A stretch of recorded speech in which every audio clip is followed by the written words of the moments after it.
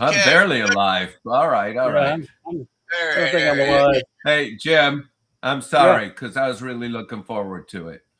yeah, me too, Well, Dave. So, we are live, and good morning. Welcome to B Cube Sunday morning with two of the finest minds in the resistance. Wow, Uh, that's yeah. what? hey, What? come on! I read you guys on Facebook. Um, the but I am just Whatever. All right. okay. The just gonna say this is B Cube Sunday morning, and we have got an excellent thing happening in about 3 weeks. Myself and the curmudgeon here. Okay, David. And David are going to be guest of honor at RadCon. Uh, oh, no. Jim's not a curmudgeon. He's a gardener. Oh, yeah, right. Jim is not a curmudgeon, right?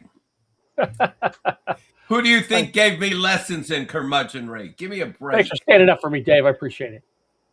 I hate to tell him It's the this, man. but you were a curmudgeon before he was born. Hey, now. Okay. Guys, welcome to B Cube Sunday morning. I'm just going to let it be there and say hello and welcome to folks and to all of my friends in Minnesota. Guys, don't give up. You are Heroes. The word is heroes. yes. You are the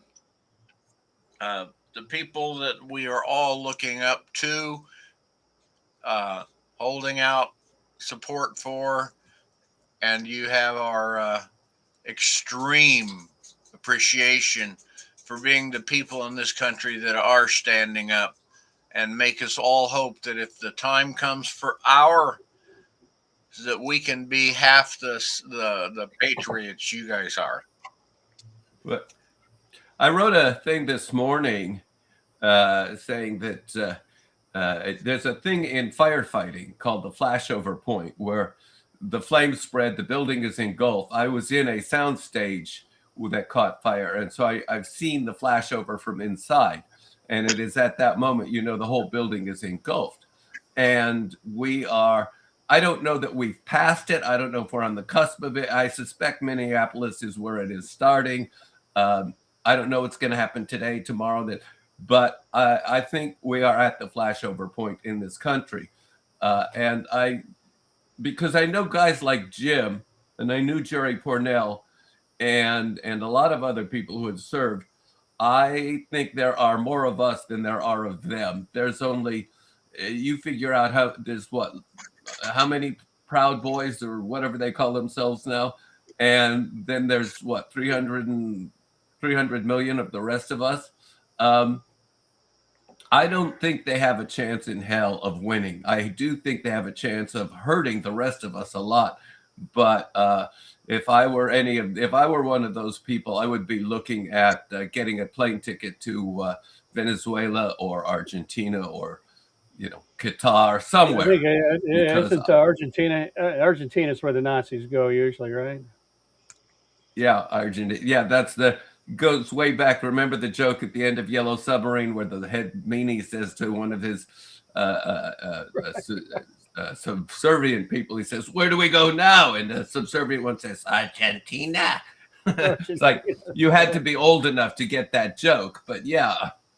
Yeah. Well, actually, when that came out, we all were old enough, but yeah, I agree with you. There's more of us than them. The thing to remember, though, is they have.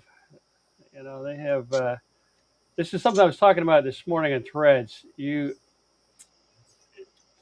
ultimately we win, but the period between then and now is liable to be Ugly. very, very ugly, very bloody, very dangerous, very deadly for a hell of a lot of people. Not all of us are going to make it. That's how it is.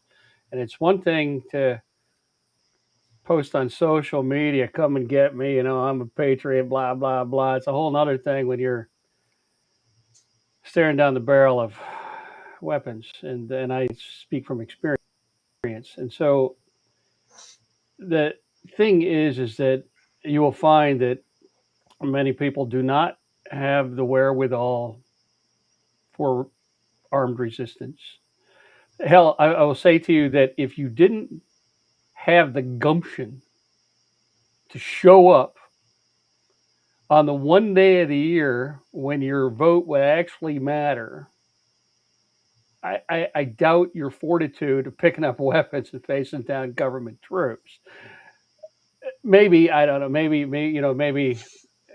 But only the takes thing, a three the thing is, percent. it's I like I think said, the number was 3% to overthrow a government, which would right, mean something like that.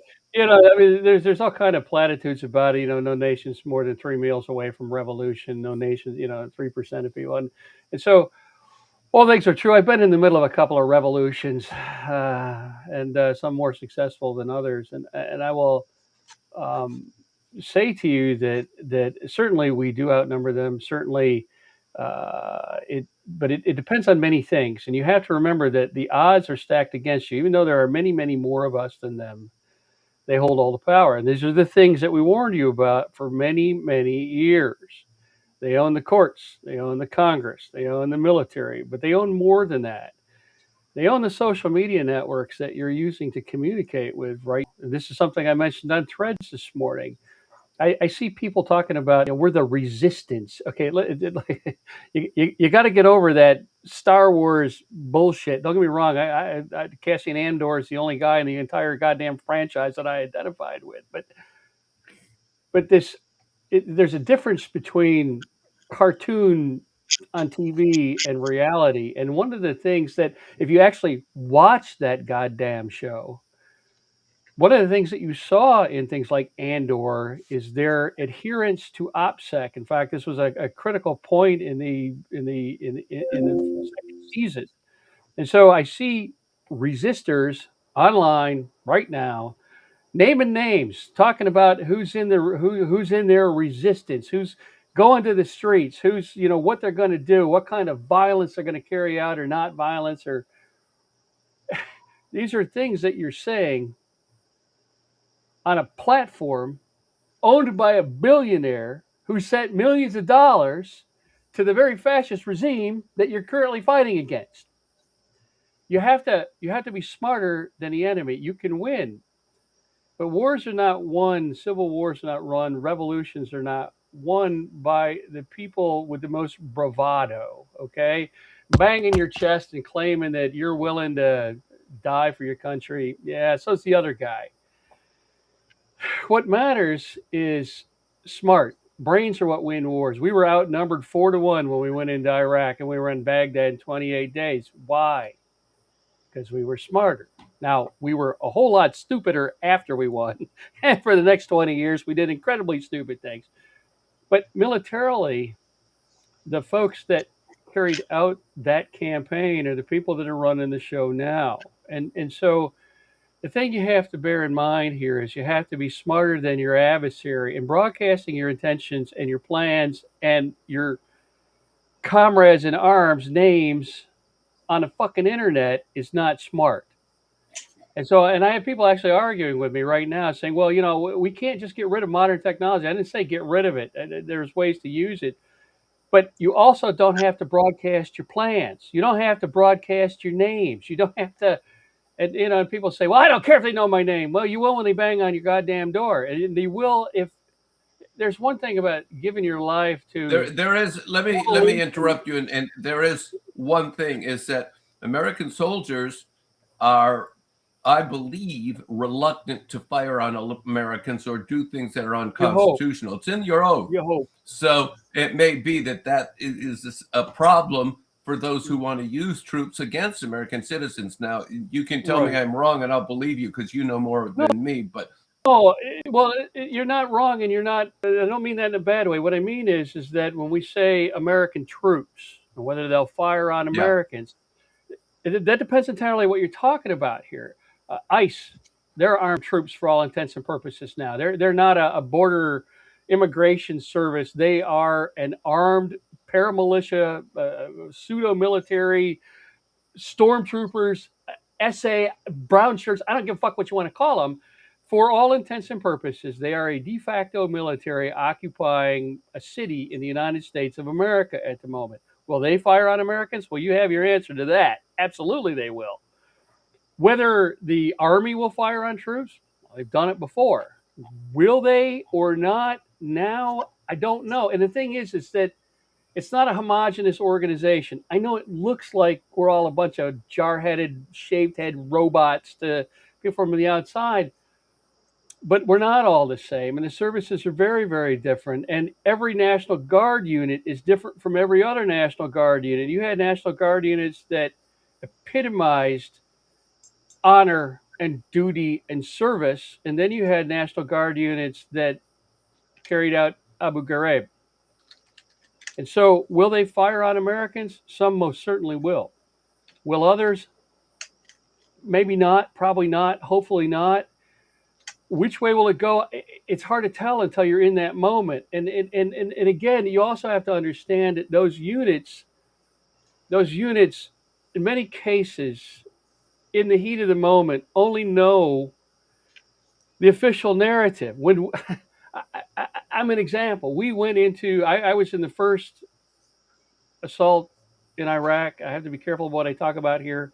I was literally part of the units that fired the opening shots of the war a day before the official records say the war actually started. What we were doing, we believed the narrative. We believed what they told us. I mean, why wouldn't we? We believed that Saddam Hussein had attacked us. We believed that we were serving the greater good of our country, because now in those days social media didn't exist, and things were much more limited, and we were on the far end of a pointy stick halfway around the world, and information that reached us was tailored. But you also have to remember that social media right now, which is where most of America gets its not just news, but its mindset, its worldview.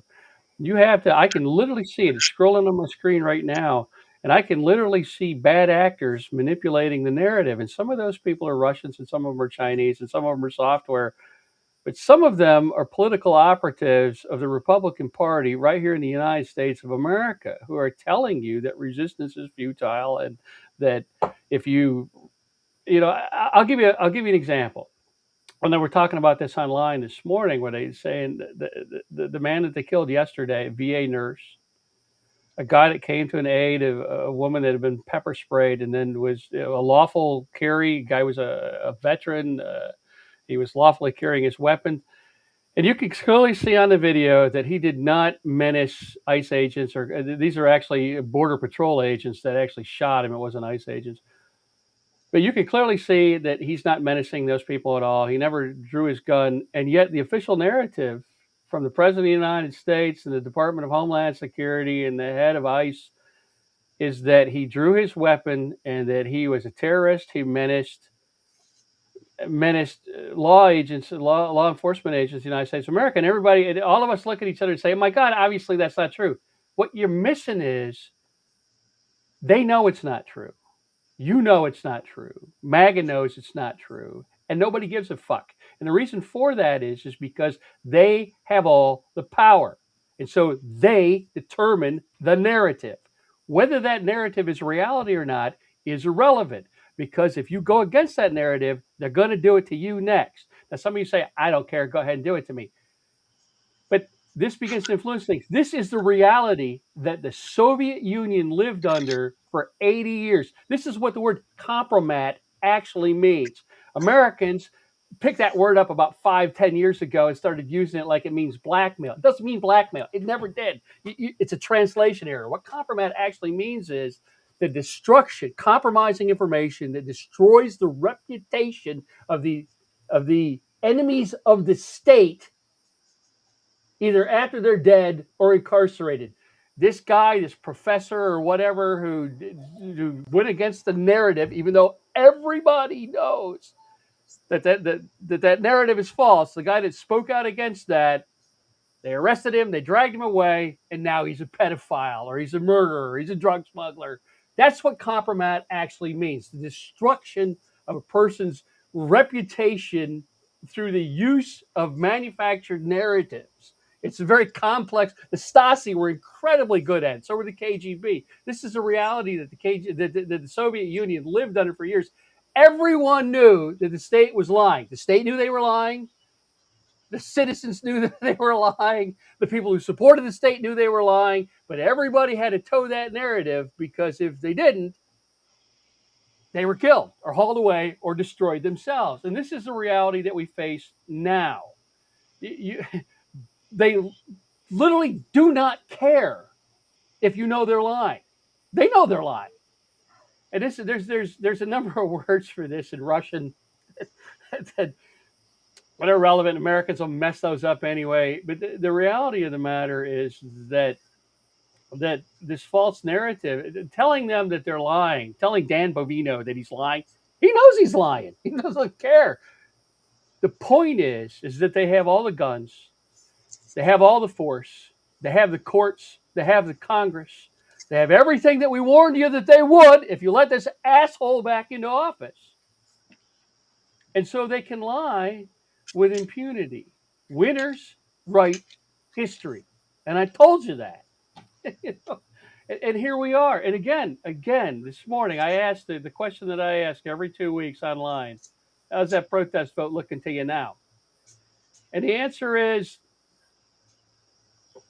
we didn't make any mistakes. It's you. It's all your fault. And there you go, man. You have people that are just so set in their ways, that are so determined to be right, that they can't face what's actually happening. And this is how, I will tell you, people talk about communism in the Soviet Union and how does it happen? How do you get communism in Cuba?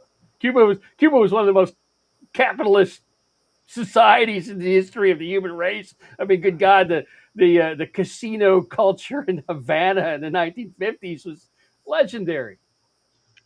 You get communism through authoritarian fascism when the government crushes the population the way that they're doing now, and some smart guy like Fidel Castro or Karl Marx stands up and says, listen, we got to get rid of these guys so that everybody gets equality and each gets what they deserve in accordance with their means. And that's when it starts sounding good to people. Literally, what Trump is doing right now is literally how you create the very thing that they fear most.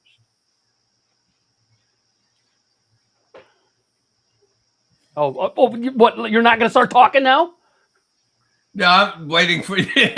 The thing is I keep seeing, and I believe it, a lot of things about on the ground resistance, and there's different ways. You can be an advocate, you can be an adversary, you can be an activist, you can be on the front lines, but every part of the resistance is can be a supporter, you can be in the front lines, you can be a supplier, you can be this. Every part of it is necessary for the success of a movement. And it may be disorganized and a groundswell. And I think that's the thing, is that the real American resistance is going to be like squeezing mud. Is like, you might try to control it here, it'll just come out your fingers there. And that's what we're seeing in Minnesota, in Minneapolis, with thousands and thousands of people hitting the streets in weather that I'm not even allowed to take the dog out to pee in. So that's where we're at here. It's starting to I look out the window and it's snowing here. So Charlie, cross your legs. We're not going anywhere for a while. But oh, great! Now that my camera is lost. Hello, camera. So the thing is that I think that we've already discovered over the past 50 years that America can't be ruled. It's like we're diverse, right. We're crazy, we're insane, we won't be bullied. The minute you say, blue over here, somebody over here says, no, red. No, meanwhile, people are saying green and what it says. So they may think that they have the power, but they only have the power as long as the rest of us believe that they have the power. Because right. The minute we start laughing at them, we start looking for ways to, this clown isn't funny anymore. We start looking for ways to remove them. And I suspect, and I could be wrong here, I've been wrong more than I'm right, but I suspect that we're going to wake up one day and somebody will have done something that changes the whole game plan one way or the other. I hope it isn't that we go into open revolution, but Right. who knows? The thing is, and let me talk about this for a minute. There is a thing that something like all the states with all the blue states with governors have been quietly in touch with each other in a thing that they don't like to call soft secession. I forget what they call it instead, but they are looking to create programs and mechanisms that allow them to maintain all the various services without federal funding. And the interesting thing here is that if Trump or who's ever pulling his strings goes far enough, that soft secession becomes a real secession, and suddenly you have all the blue states organized financially and economically and in alliance with Canada. Because most of them border Canada, or they border states that border Canada. Just look at the map. You have the entire West Coast is blue, and then you have the whole New England area all the way down to Virginia, and include Illinois. And what you have is the economic heart of the nation. And if those states decide they're going to secede from the United States, and I don't rule out the possibility anymore, then all that's left of the so-called United States is the red states in the Midwest, the West. And they cannot support themselves. They have been sucking at the tit of the blue states so long, they think they're rich. Well, if all of a sudden the blue states are no longer contributing to the federal budget, suddenly the red states are in deep, deep doo-doo. And it is not going to cure itself because Texas and Florida cannot sustain the other states. So that's where that whole thing begins to collapse. It'll be the economic war is going to be far more serious to the red states. Right. Like you said, you're in a very you touch on a good point there, and I thought it was funny when you said Texas can't support the other blue or other red states, and it's not even that they can; it's that they wouldn't. This is an ideology of selfishness, of me first. I mean, this is literally the heart of MAGA, America First, right? If you were that person, if you ran yourself the way Trump wants to run America, and every room you were in, the first thing you said was "me first," right? Right? You'd be the biggest asshole in the room. Everybody would hate your goddamn guts. Well, welcome to where America is on the world stage. Me first, me first, me first. But me first, they don't help each other when the hurricane comes, when the snow falls, when the power goes out, when the water freezes, and so this idea that some MAGA conservative red country would somehow help each other out. Literally, I can't imagine.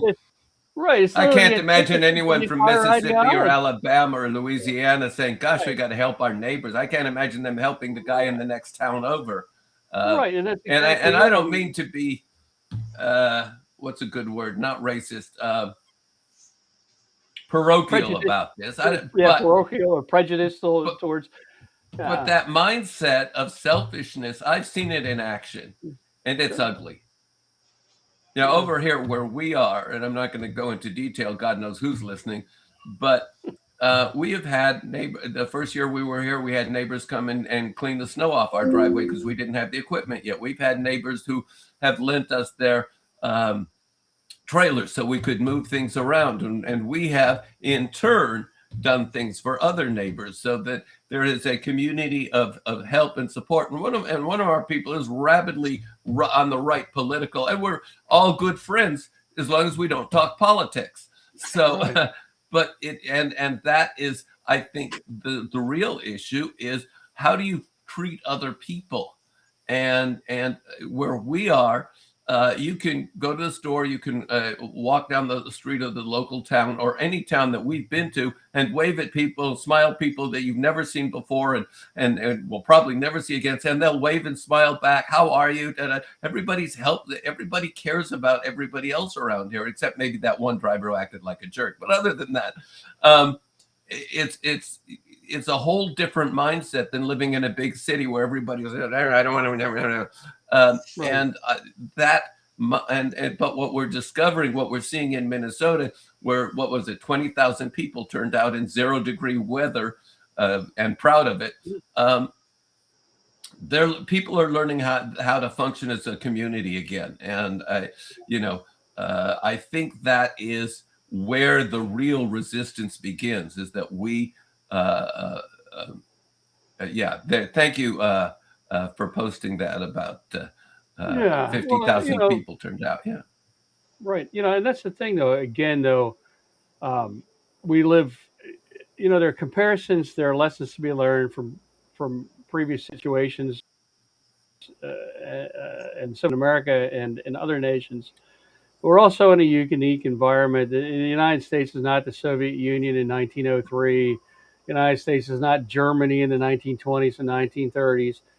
So there are structures, political, economic, physical, within the larger structure of the United States that provide some resilience. But the system can be beat up for so long before things begin to fall apart.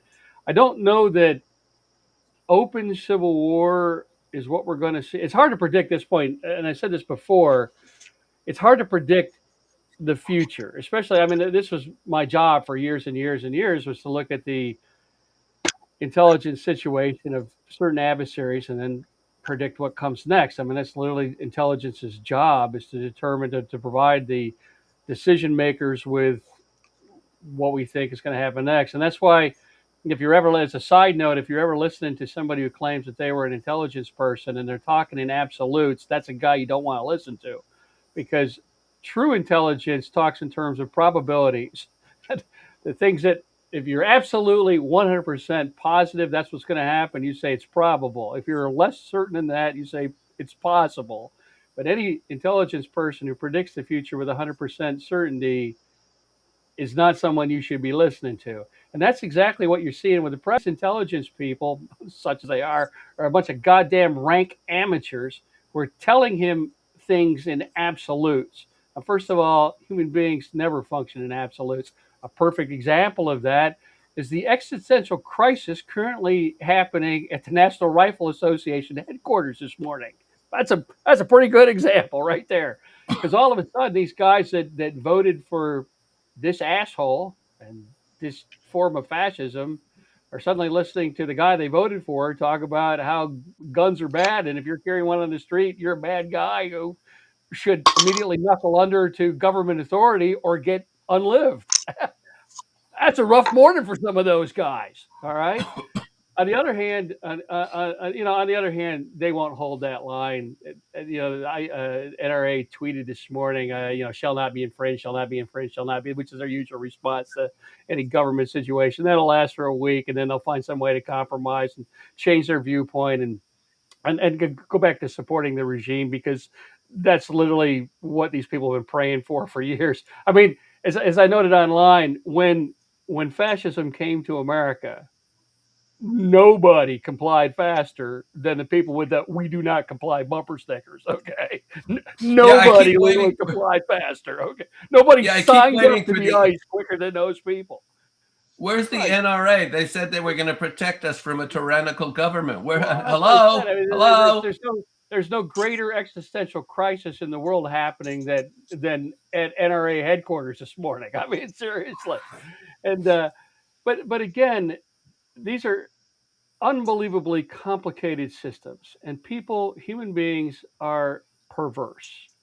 And so you're dealing with many complex dynamics here. First of all, you're dealing with a president and a regime and an ideology that is this weird bullshit Jim Bro manosphere mindset that has evolved on social media over the last couple of years. Dudes that pound steroids and protein shakes all day and spend all day lifting fucking weights and driving around in coal rollers. These are who these people are, even though they're Stephen Miller and they're Donald Trump and the rest of these flabby assholes. This is the mentality that's behind that. These are the people that are pathologically incapable of admitting error or fault or responsibility. Trump is a Yeah, fucking it's rapist. always someone else. It's never my fault. It's always your fault. Right. Again, remember, Trump is a rapist. Trump is he was convicted in civil court and found liable for rape. This is one of hundreds of accusations against him. If any of the stuff, if 1% of the shit in the Epstein files is true, Trump is a rapist. All right, he's a rapist on an epic scale, but he doesn't think he is. Right? You should have complied. You should have taken it and enjoyed it. Right? Take the money. That's who Trump is. Trump cannot admit error. And that's who he surrounded himself with. That's who ICE is. That's who Dan Bovino is. That's who Kristi Noem is. These are all of these assholes on the fringe of society for the last 50 years. The guys that you avoided at every meeting, that you didn't want to work with, the publishers, the fans, the asshole at the end of every meeting, in every corporate setting, when everything is done, and we've all made the decision, and everybody goes to stand up, and that guy says, not to be the devil's advocate or anything, and it all falls apart. That's who these people are. They cannot admit error or responsibility in any fashion. So and then the other side of it is that tyranny only goes one way. Absolutism only becomes more absolute. It doesn't become less absolute. So when you have this combination and you send in the military or force to demand compliance from the citizenry, if they don't comply, you don't say, you know what, maybe I'm wrong. Let's cool this down. Let's back off and see if there's another way to go about achieving these goals that would be fair and equitable to everybody. A tyrant will never do that. The only thing they will do is send more force, put more boots on the ground, put more. You saw this for 20 years in Iraq and Afghanistan. What we were doing wasn't working, and it didn't work from day one. So what did we do? Set more force, drop more bombs, the mother of all bombs. We killed more people. And what happened? They just resisted harder. This is what happened in Vietnam. 20 goddamn years. 56,000 Americans died to prove. So the government of the United States of America didn't have to say, we're wrong. Right? Well, This you is know, this literally what is part you're of the dealing with. part of the blame there goes to the CIA. They told Lyndon Johnson that the support for the Viet Cong was 1 in 300 when it was Any really day now 1 it's in going to 30. collapse. Any day. Yeah, Absolutely. Trust me on this. And again, when you're dealing with intelligence and somebody tells you absolutely positively this is what's going to happen, that is the one guy that you should ignore at all costs. That guy should be escorted out of the meeting and booted down the stairs, okay? Because when the intelligence community tells you absolutely positively for sure, those are people that have not done their due diligence and do not understand the scope of their responsibility. This is exactly the situation that we're in right now. You cannot compromise with fucking Nazis. You can't compromise with tyranny. There's no way to live with absolutism, all right? Because absolutism requires that it be absolute. You're literally seeing it. This is the shit that well, I warned everybody about. let me give you this over here. It's like my grandmother went back to Europe after World War II. She went back to her village, what was left of it, Tisvarta in Hungary, She was and Jewish, right? 33 members of her family were gone. They had all disappeared into the death camps, Auschwitz or Dachau or Right. I was whatever. going to say, your She family found was her Jewish, right? husband. She found her husband's brother, and he asked, "Why didn't you do something?" And it's, "What could we do during the war?" But I take that personally. That I have relatives who died in the death camps during the Holocaust. There is no fucking way that I am ever going to cooperate with anybody who behaves like Nazis, whether they wear the armbands or the uniforms or whatever. It's like if you try to, I have made it this far in life, being able to be a voice for opposition to Nazis. I hope I don't ever have to, use firearms to prove my point. But if that's what it comes down to, I would be very embarrassed if it turned out I was a coward. Right. I don't think I am. After all, I stood up to Gene Roddenberry, so we'll see.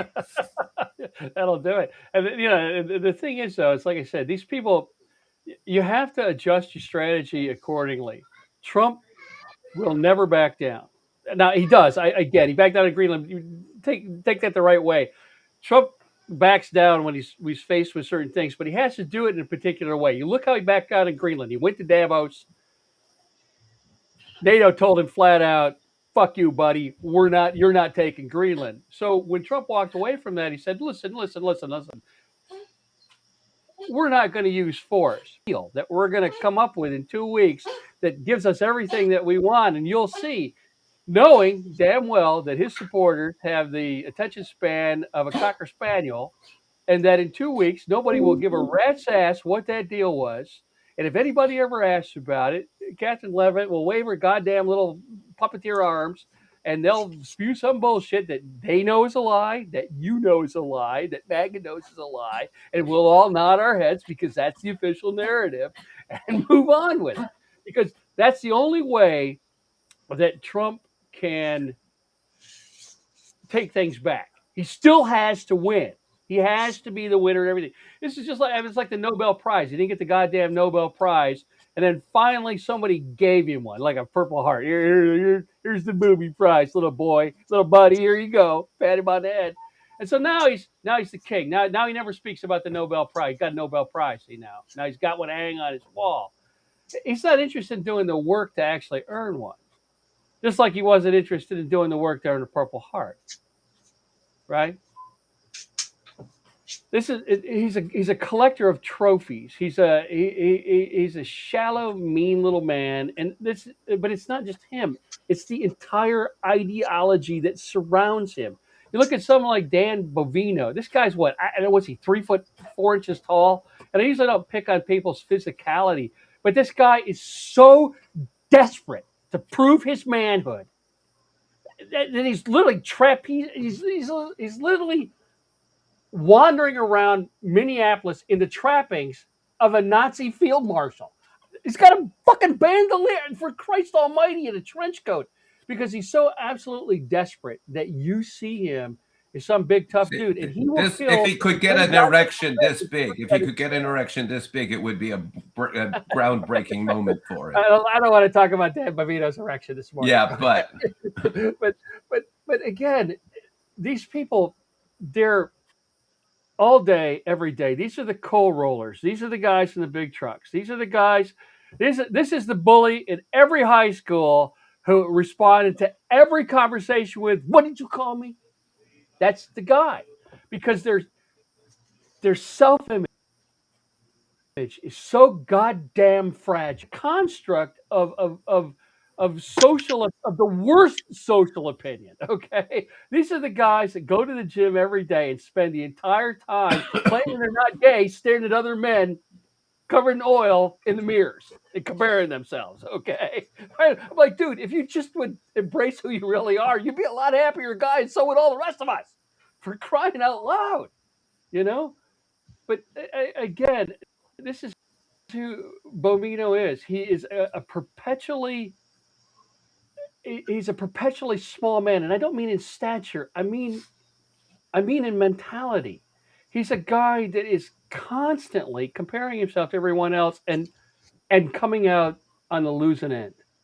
And that's who the goddamn Nazis were. That's who Goebbels was. That's who Goering was. That's who Adolf Hitler was. They were the losers, the shitbag that couldn't even get into fucking art school, right? That's who these people are. And they murdered half the planet to prove they were as good as everybody else. This is literally the situation that we find ourselves in right now. And so when you say to people they're murdering Americans in the street, they know. They don't care. They're psychopaths. There's no sense of shame. I see. You could confront them and say, "Have you no sense of shame? Have you no sense of decency?" Yes, I have.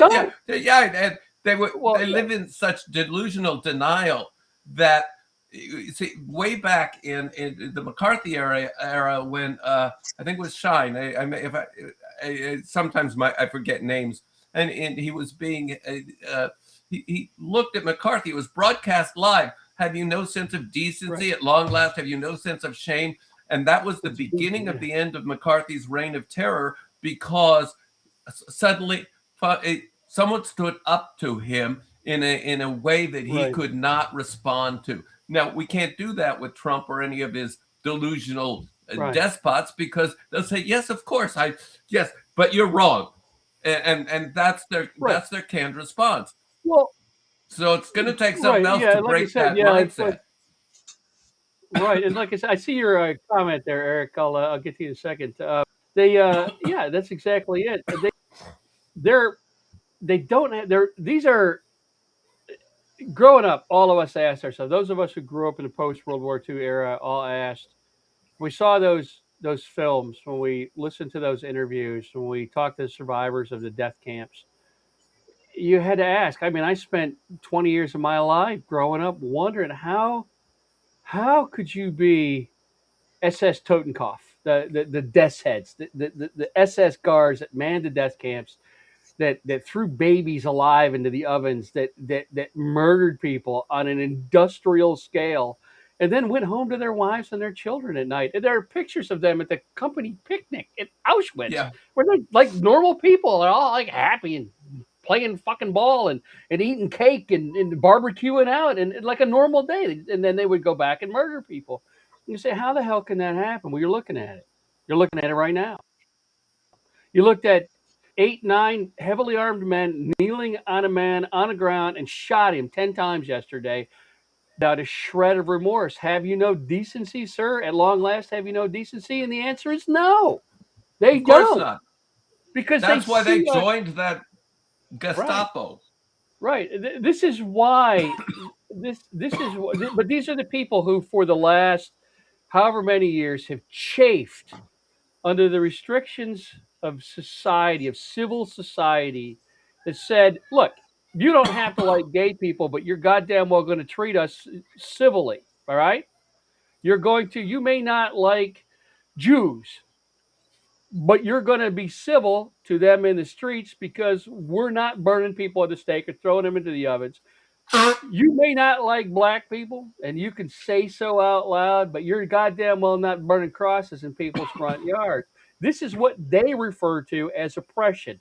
I literally see these people online every day saying, my God, we had to live under that, under Biden and Obama and all the people, all this woke bullshit.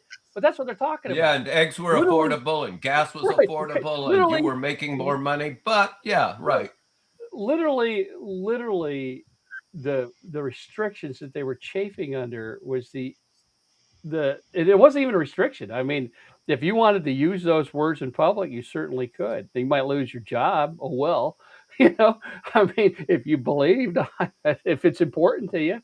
But the thing that they chafed at was the restraints, the boundaries of civil society. Behavior. And those are the things. Behavior. And now they say, well, those things, right? And so they say things like DEI or woke or political correctness or whatever the hell you want to call this, because every generation has got some complaint about this. When we were growing up, it was political correctness. Then it was, I forget what the hell the term was. There was a term after that. I don't remember what the hell it was. And then it was DEI, and then it was woke or whatever order that it came in. But this is the same complaints from the same people. And what it actually means is that we're not allowed to call a black man the N-word to his face in society without getting punched in the goddamn face, without there being repercussions. Well, tough shit, buddy. There should be repercussions for that. But again, this is literally the same thing that happened in Nazi Germany in the 1920s. This is literally, if you read Mein Kampf, if you read where fascism came from, it was a reaction to liberalism. This is what always cracks me up when people confuse. They say, well, liberal fascism. What the fuck is liberal fascism? The core tenets of fascism are an absolute and utter rejection of liberalism in every form. And this is literally where the birth of National Socialism, which does not mean socialism, this is literally the birth of National Socialism in Nazi Germany in the 1920s, was a reaction to the liberalization of German society in post World War I, where they accepted Jewish people into their society, where there was a vibrant LGBTQ nightlife in Berlin. These were the first people that they attacked. That's literally what this was. If you read that goddamn poem by Martin fucking Niemöller, that guy, that Lutheran minister, first they came for the trade unionists, but I was not a trade unionist, so I didn't speak out. Well, Martin Niemöller didn't speak out because he voted for it. Niemöller in the 20s and 30s was a rabid anti-Semite for Adolf Hitler and the Nazis because because the trade unionist was a euphemism for socialism, right? The workers united against the company owners. The communists, which he hated, the liberals, which he hated, and especially the Jews, which he absolutely hated.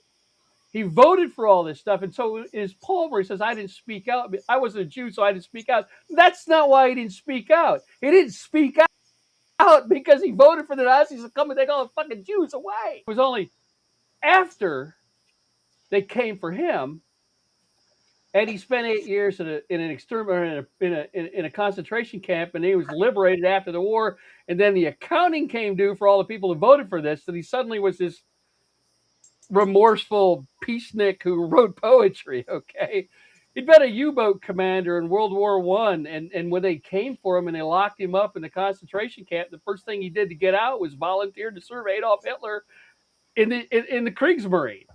And they turned him down, but again, this is what you're seeing now. This is what you're seeing today, and this is what you'll see in the coming years when this regime finally collapses. All of your neighbors that voted for this bullshit will pull the same dodge. Well, first they came for the illegal immigrants, and I didn't speak out because I wasn't an illegal immigrant. Woe is me, I've learned my lesson. When in reality, what they actually did was vote for this goddamn asshole to come and take their neighbors away. Right? This is literally where we're at. Yeah, thank you, because now I don't have to do that rant. This is the reality that the National Rifle Association is waking up to this morning, right now. Okay? Somebody asked about J.D. Vance. He's as bad as the rest of them. I hear this argument all the time of, if we get rid of Trump, we just get J.D. Vance. You know what? I'm willing to take that risk. Let's get rid of Trump. We'll deal with J.D. Vance. All right? Let me give you this. Just because you're going to end up with the crabs after you cure syphilis doesn't mean you should not cure syphilis. We'll cure the crabs then too. But yeah, Vance is the thing you have to remember about people like Vance is Trump is a lunatic. All right. Trump is, I don't say a true believer, but Trump is he's the demigod. Trump is the guy that spent his entire life privileged. No one ever told him no. He's a damaged human being. He's a narcissist. He's selfish. He's self-centered. He's ignorant. He's proudly ignorant. He's proud of his ignorance. He shapes his own reality because no one has ever told him no in his entire goddamn life.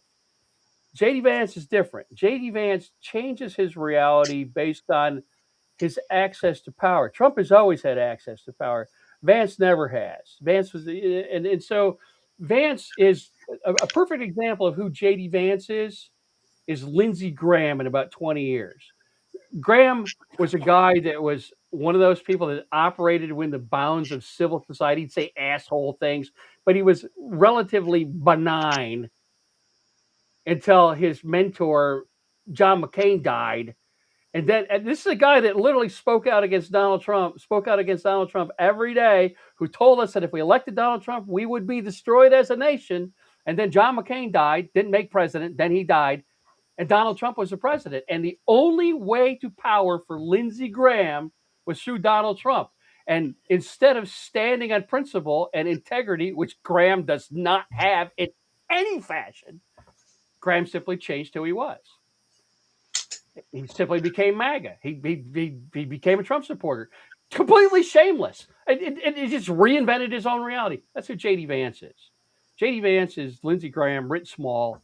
He's a guy that is do whatever it is to take power. If you blow Trump up and you throw him out of office, J.D. Vance will suddenly become the great compromiser. He'll be the bridge builder. He'll be the guy that looks at the writing on the wall. He knows he's only going to have whatever the hell term is left, just like Ford did. And he'll be the guy that mends the fences and builds the bridge. Just to be an asshole, don't get me wrong, but he's not Vance isn't crazy. Neither is Lindsey Graham. They both know exactly what they're doing. It's just that they want power so bad that they'll suck any dick to get it. And sorry for my vulgarity, but this is the times that we live in.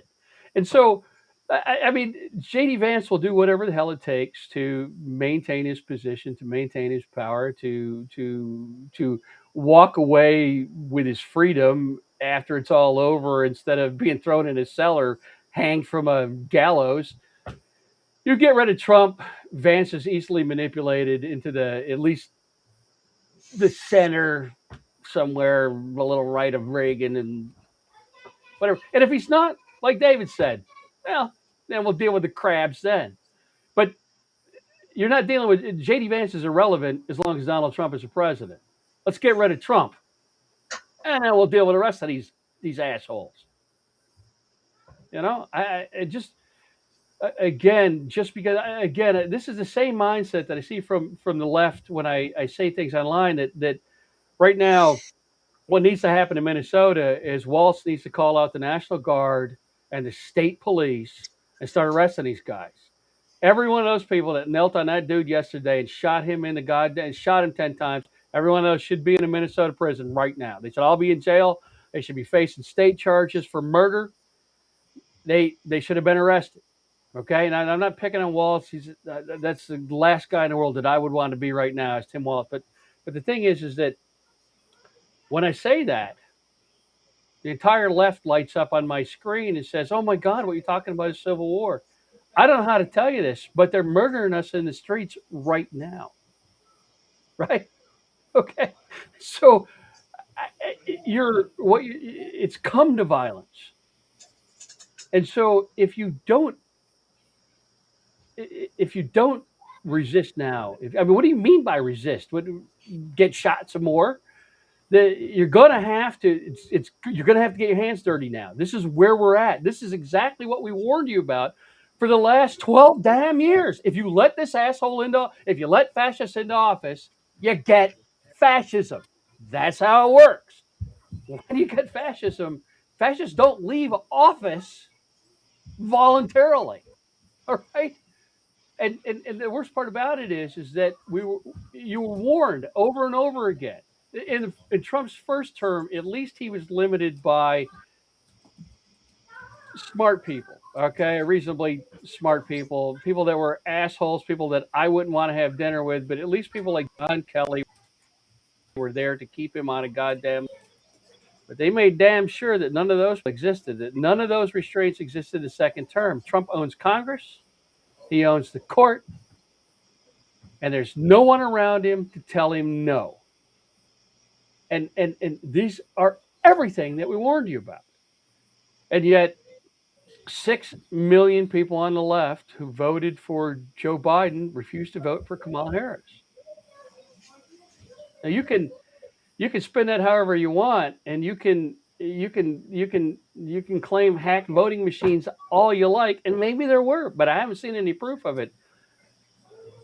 But you can claim this election's compromised, but the previous one sure as hell wasn't, when we did the same thing to Hillary Clinton.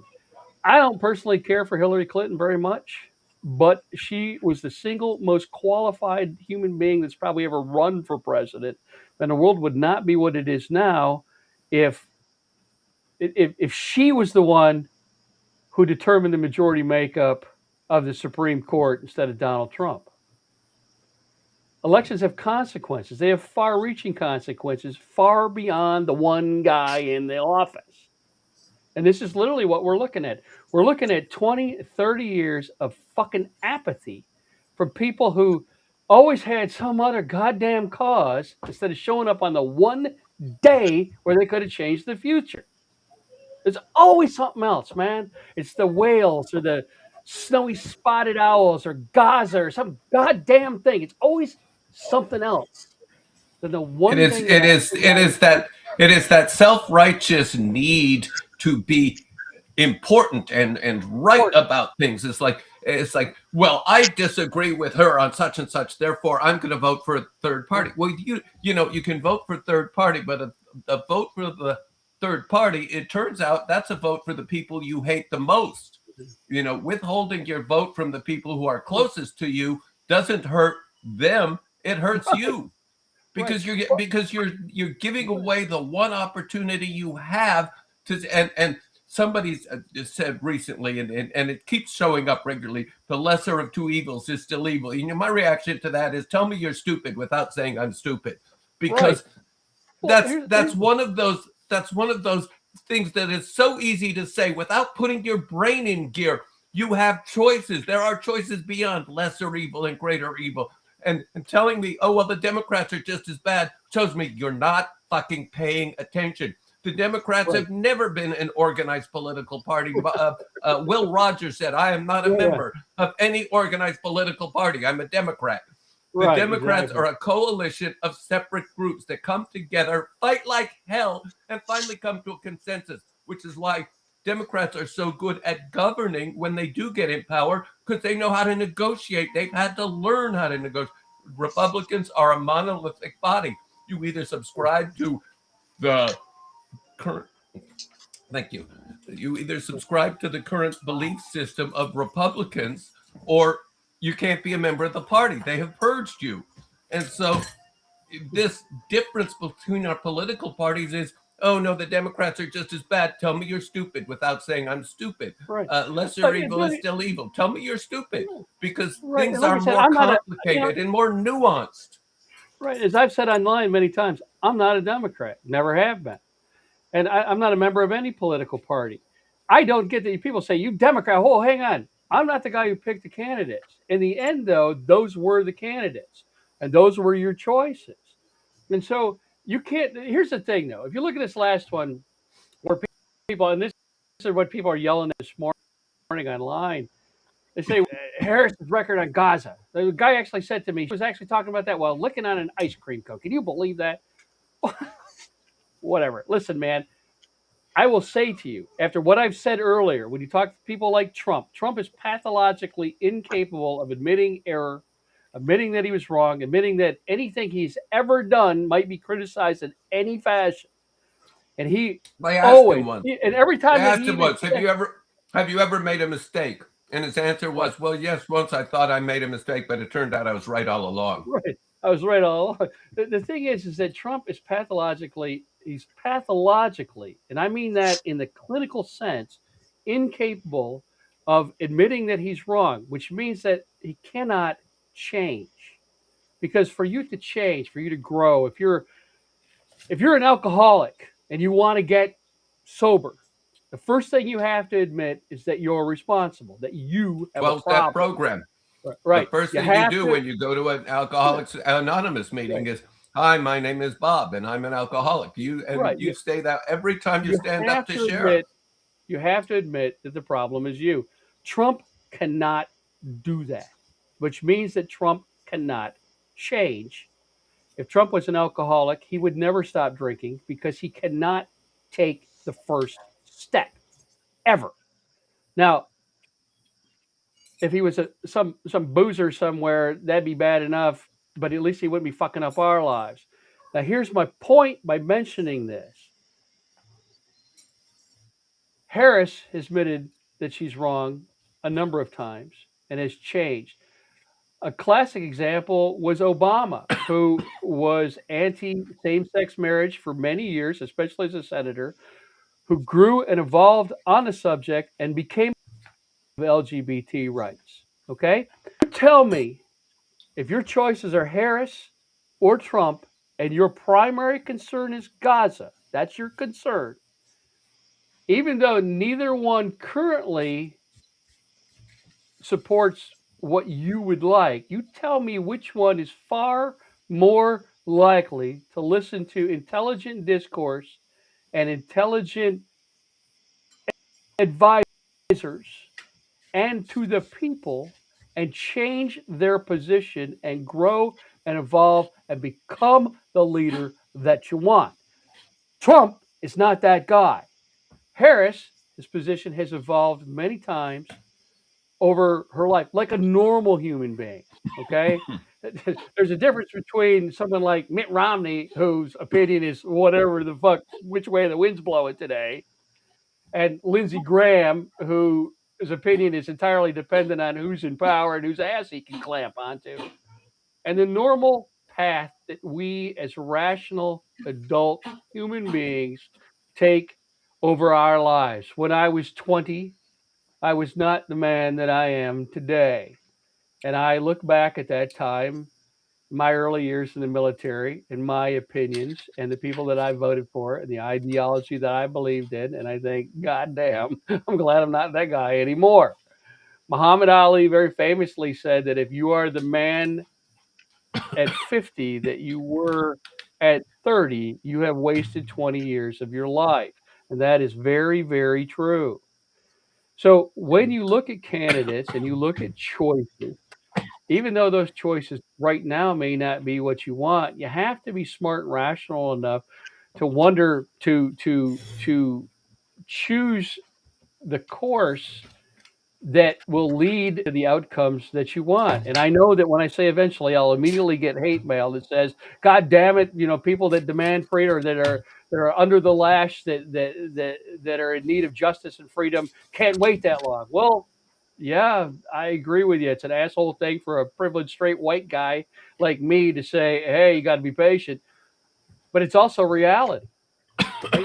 Believe me, I'm fully aware of what an asshole statement that is. I am, but it's also the assholiness of the reality of I'll give you an 8 billion human example. beings on the goddamn planet.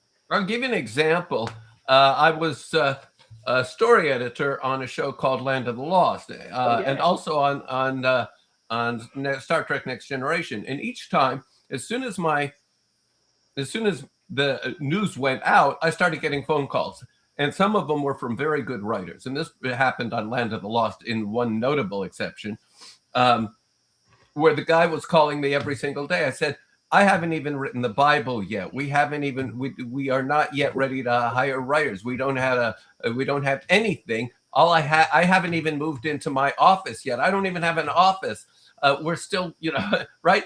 And it's, "Yeah, but I want an assignment." And I said, "You're actually qualified to, you're a good writer. I want to use you, but will you be patient? Will you wait?" And he was calling me. And one day he even asked my secretary out on a date to pump her for information. And he did. And she said, "I don't know anything. He doesn't tell me anything." And I finally called him up and I said, "Listen, you're not going to work on the show. And I'm going to tell you why you're not going to work. Because I told you, please wait until I'm ready to actually start hiring writers. And you don't follow instructions. I am not going to hire someone who doesn't follow instructions. Go away. And by the way, go fuck yourself."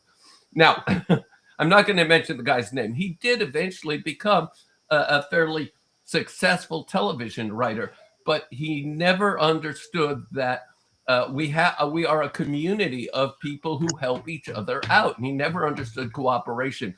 But right. The punchline of this is I won the Stoker Award. He was one of the other nominees, so it's not too hard to look. And he comes up to me and he says, after I'm holding the trophy, he says, "Too bad the best man didn't win." And I looked at him and says, "Yeah, but the best story did." Right. So there you go. don't fuck with me, fella.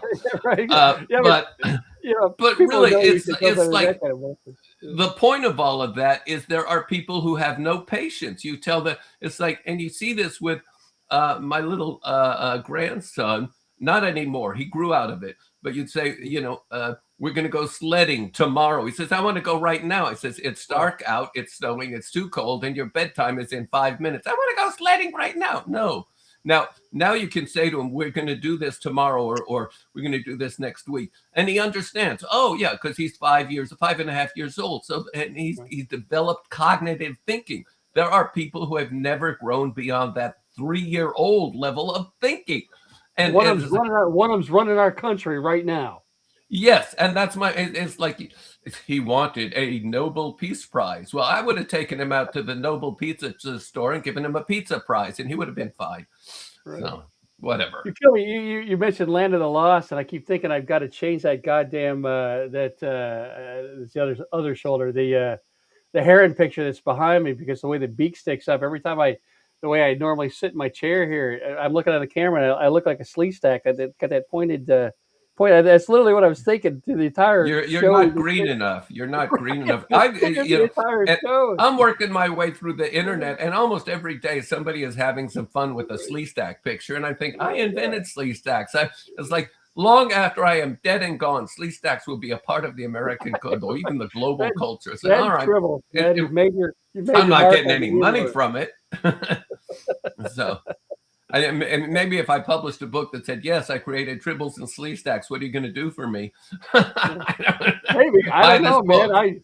I think one of the first things I read by you was you wrote that whole book on Star Trek. Trek behind the scenes. I think that's one of the first things I ever read by you. That was the first book anybody years wrote ago. about TV shows behind the scenes, and it sold very, very well because nobody had ever written, here's what really happens behind that. And believe me, if I could go back and rewrite it, there's so much more I could say. It would have been a much thicker book. But but I will tell you, I was so enthused or so amazed at how TV shows were put together. I wanted to share it, and I didn't want to be accused of the guy who wouldn't shut up, so I wrote the book. Right. Well, but I think that was the first book I'd ever read that was like a behind the scenes book of the actual. It's one of the things that got me fascinated in this business and got me fascinated in those sorts of things of all the. I think it's the first time I ever thought about what really goes into making a show like that. What goes into making a movie, and what all of those people at the end when the credits roll, all of those people have to do, and it's more than just the 3 or 4 people that are on the screen. It's used to be you go to a movie and the end credits were the end, and maybe they'd run a cast list or something. Right. Now you go to a movie and the last 15 minutes is everybody who came near the studio while the picture was in production gets their name listed, including all the babies who were born. You're including the pizza delivery guy and the dog trainer. But again, I think that book, when you wrote that book behind the scenes, and I still got that somewhere. I mean, the one I bought, I bought that at the paperback kiosk at Myers Thrifty Acres in Genesis. Well, let me know, and I'll send you 1970s or something. I'll send you a new copy. I'll send you a new copy. No, I like my regular. You've done enough. You have done so much more for me. I owe you so much, Jim. Next time you're down here staying in my guest room, I'll get you to sign it. So. I will bring books. I will bring books. I am. I don't think it'll be this year. It'll probably be next year. St. Malcolm, who you have. I don't remember if you've met him or not. We want to go to Disney World, so but we will do it. Probably we will do it in the winter, next winter, not this one, so we can escape whatever horrors are going to be inflicted on Vermont. I mean, it's like it's -2 degrees right now, and the snow is coming down. I can look out my window. I'm not going out. I don't think we'll get snow here. It's about 80 degrees here right now, but we're catching the bottom end of this. The storm is starting to hit us now, and probably for the next 24 hours, so it'll pass over us.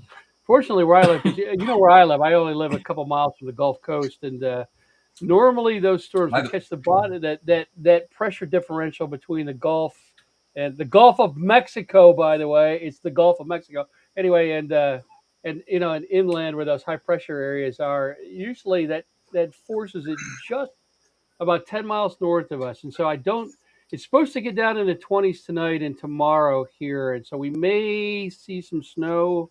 But I think mostly what we're going to see is wind and rain, which is what we're seeing right now. And so it'll be interesting to see what happens. This is always the Gulf Coast is always, and now it used to be the weather service here was fairly reliable, but now it's, I don't know. I didn't even bother to look at it. It's the thing I can never understand is why the tantrum in the White House shut down so many important services, unless he was just being petty and stupid or 3 years old.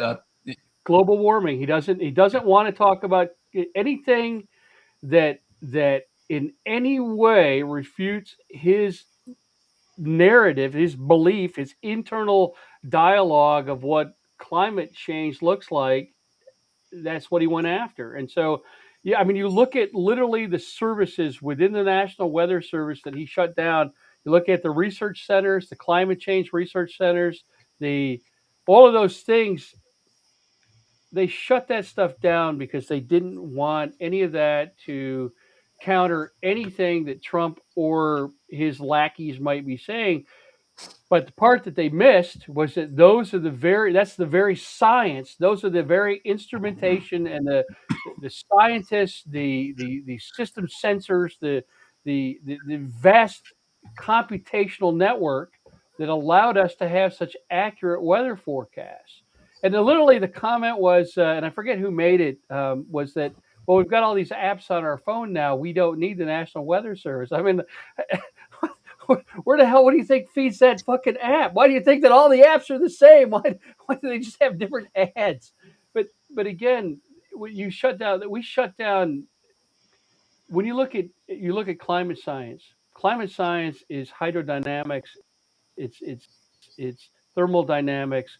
It is some of the most incredibly the atmosphere and the hydrosphere of Earth are heat engines, and they are on a global scale on a globe that's 8,000 miles in diameter, and those layers make up 50 miles in a sphere that's 8,000 miles in diameter. The complexity of that on a moment by moment basis is enormous. And so that's why when you looked at like the National Climate Research Center in Fairbanks, Alaska, that's why they had one of the most powerful supercomputers in the world, because just the basic calculations to determine ice flow in the Arctic, which directly affects fishing, directly affects shipping, directly affects the ability to deploy ballistic missile submarines for national defense, all of those things, because the basic calculations for that require cutting edge supercomputing capability. And we shut all that down. We shut all that down so that Trump didn't have to see anything that compromises that might in any way make him wonder if he's correct. He doesn't wonder if he's correct. He simply ignores anything that doesn't. And so you wind up in the situation that we're in now. These things are all complex systems. So when you start taking pieces out of it, the rest of it falls apart like a Jenga. There's a psychological phenomenon, and I don't remember the name of it, but essentially there's something unpleasant, and you don't want to see it. You block it out. You block out that unpleasantness from your sight. And one of the most vivid examples of it is a video of a duck swimming along and blithely ignoring the crocodile that eventually, and the duck goes underwater and you never see it again. But basically, it is some kind of, this is making me uncomfortable, so I'm going to pretend it doesn't exist. And that's a very human phenomenon. I've seen it in some people. It's like, oh, I'm not going to take that class. I'm not going to read that book. You saw it 20 years ago on a national scale when the leaders of a democracy or leaders of a country adopt that form of avoidance, there are very real consequences. That's how we wound up in Iraq. A guy named Paul Wolfowitz, who worked with Donald Rumsfeld, they didn't like the intelligence that they were getting from the National Intelligence Committee, which I was part of. I briefed Rumsfeld myself in his office. He was an asshole, the single most arrogant son of a bitch I've ever met, and I met Jerry Pournelle. So, now wait a minute. Now wait a minute. After Jerry, now let me tell you, Jerry Pournelle. Yes, he people would say to him, or would say about him, yes, he's an asshole, but he's our asshole. He's our asshole. Because his heart was in the right place. Roberta, no, I want to tell you this story because I was just thinking about it. Roberta told him, says, if you don't stop drinking, I'm going to leave you. And he stopped drinking. And suddenly we found out who the real Jerry Pournelle was. He was funny. Right. He was charming. He actually... He fell in love with his own gay son, who he, previously when his kids were little, oh, the gays are all, let's kill them, blah, blah.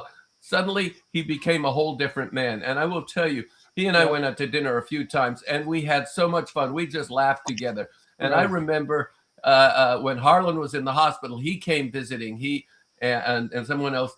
and they laughed together. And Harlan and Jerry had been mortal enemies and they were like dearest old friends. Right. And I will tell you, Jerry Cornell, towards the end of his life, was one of the best human beings I ever knew. Right. He was still right wing, but he had empathy.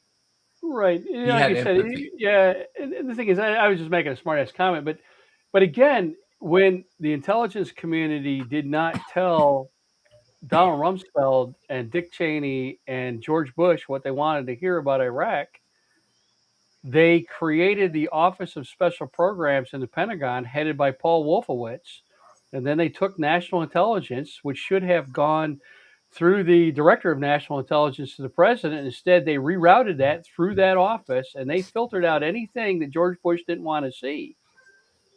And they created the narrative that Wolfowitz and Cheney, and especially that fuckhead Rumsfeld, wanted the president to see, and they walked us right straight into war. And that's exactly where things like avoidance, which is the term you're looking for, has very real world consequences. And this is literally the boat that we're in right now.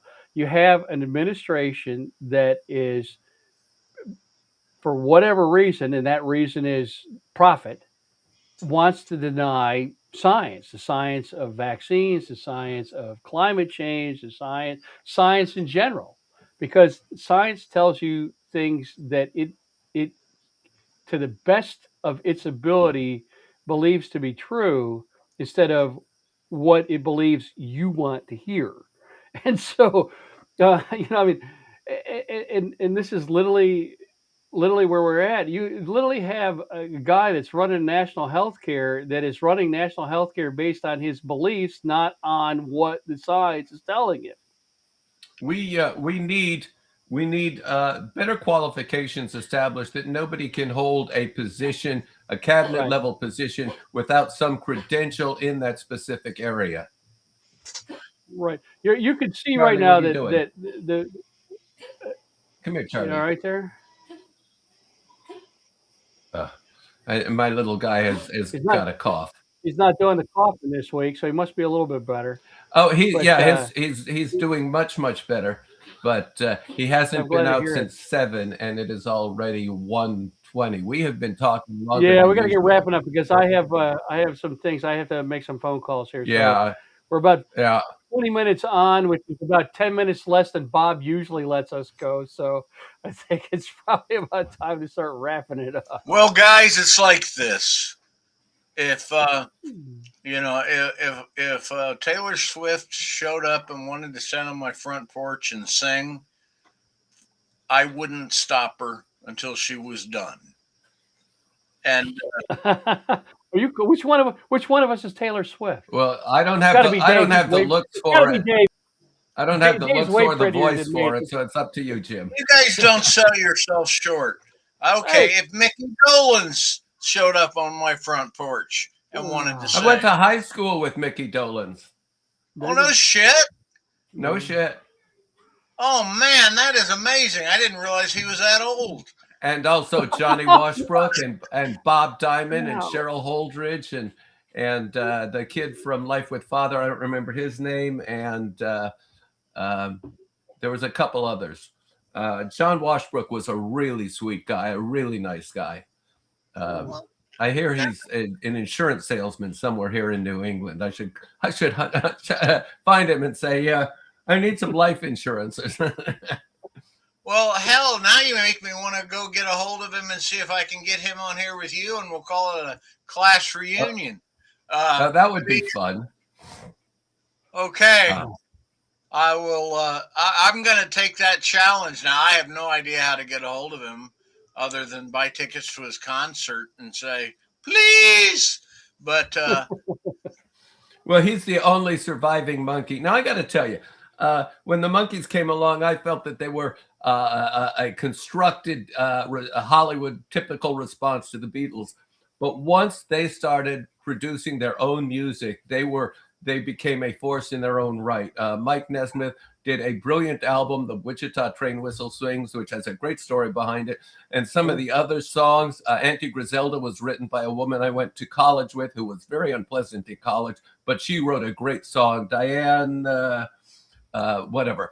And But I tell you, I ended up meeting and knowing a lot of people who became famous in one way or another. I met Ed Bedley Jr. before he started acting, and some of them were just really good people, and that's how I know them. I see them not as talents or their public. It's like I know that this is person I met him behind the scenes. They're a good person, and there are a couple of people behind the scenes who I don't think much of, but I won't mention their That's how names. I think of you, Dave. Oh God, no. Ah, Wow, this goodness. was okay. Now, okay, Karen, are you listening? Karen Mm. Anderson? She's there. Yeah, I Yeah, see. there she is. Yeah. We're going to be We talking. couldn't do this without Karen. I think Karen is marvelous and Yeah, yeah. Yeah. yeah. Karen G. Anderson, KG. She, Yeah. if she writes me a story, she has a equal chance with either one of you two of having it bought. She Okay. is incredibly talented. That story that I showed you about the president who declares peace. I'm waiting another 2-3 weeks to see if the New Yorker or whoever the other one was is interested in. If I don't hear from them, I'm gonna you can have it. But I wanted to see if I could break into one of the big magazines, and if it's like okay, if you're not going to leap all over yourselves to buy a David Gerrold story, I know someone who will. Well, I Right. know this. It is a great story. Karen and I have talked about it, and we both love it because Karen is co-editing with me, the Our American Storm, which Yeah. has a cover by Jeff Sturgeon. It's going to be the largest book we've ever done. It's got a potential with a certain Jim. Was that Wright? Yeah, Jim Wright. I've heard of him. Good writer. That we're holding out hope for. But um, bottom line is, we started off a long time ago with alternative truths, focusing in on what misery could this man bring to the country. And I hesitate to call him a man because he's a frickin' 5-year-old who's never heard the word no in his life. And the we have now continued that on to this book, and we, as I said when we put it together, I want Trump to cringe if he ever reads anybody to. I mean, it is He just. doesn't read. He can't read. He's Well, I illiterate. know he maybe knows some people that did, and I'll tell you what. and I'll tell you after we put him in prison, I'll stop by and read it to him. How about that? I think it should be on the book cart that they push through the prison when he's There you finally. go. I will donate if he gets in there. I'll donate every damn book we've done. That's right. So now we've got a plan. There we go. Okay, so thank you all. We got a the book. The book that started it all is Alternative Liberty or Alternative Truths. I will still say That one too. buy All it right. just to read what Jim wrote, and we will going to go. David and I are going to be in RadCon in Pasco, Washington, on the weekend of the 13th for RadCon, and so show up and and buy a Tribble. Or a book. I'd rather you buy a book. I make more off the books. and Okay, now which book do you want them to buy? well, One let's of see. I well, should have more copies of Here There Be Lawyers, which is a really nice one on constitutional law or about trying to write a constitution for a new colony. But I will have other stuff. So uh, I have I don't know. I got a lot of stuff. We'll just see what Malcolm packs. But hey, we'll tell you have what, the boy who was girl. Oh, the girl who was silver. I think is one of the best things I've written in years. So that's the one I hope people will buy. well, that is the most excellent because I like your writing, and I just gave my copy of Hella to a friend of mine who's a scientist, and he keeps peppering with me with questions, and it's like, come to RadCon. Um, Yeah, Jeff Sturgeon's going to be at RadCon. I forgot that too. So I haven't looked at the guest list, but there's some good people besides me and Chef Sturgeon, so and you, of course. So yeah, RedCon promises to be a lot of fun. Malcolm and I are going to go to Gallifrey the week before, and so I'll see a few people in LA, and then we'll head north, and so we'll have some fun on the West Coast and get away from some of this cold weather. So, but we're not flying. I refuse to fly for a lot of reasons. So that's a good plan. Yeah. Well, right now I was, I mean, we are actually going to be below 20 degrees maybe for the first time this winter. Oh. And below 20 degrees. We would love to be above 20 degrees for the first time this winter, but okay, fine. No, actually, we had a day when it went up to like 30 degrees, and we all went outside in our shorts. So, all right. Well, my trees are budding out, So we will. We're expecting 20 degrees here in the Florida Panhandle. I don't know if you can hear it, but it's storming like hell. I just thundered, and then it's 80 degrees and thunder and lightning right now, and then in 12 hours it's supposed to be 20 degrees. So yeah, it's still snowing. Day. It's still snowing, but it hasn't gotten very deep yet. But I don't know how much longer. It's like, and Charlie is going to have to cross his legs because I'm not going out in that for a while. Yeah. Hey, well, you guys take care, and it has been a fine time having you, and all of you that signed on, enjoy. Oh, Cliff Winnick said he will be there. Oh, good. Well, we still got good people going. Cliff. All right. Hey, thanks, guys, and take care. Okay. All right. Thanks. Punch us out. Thanks for coming, guys. Thanks for watching.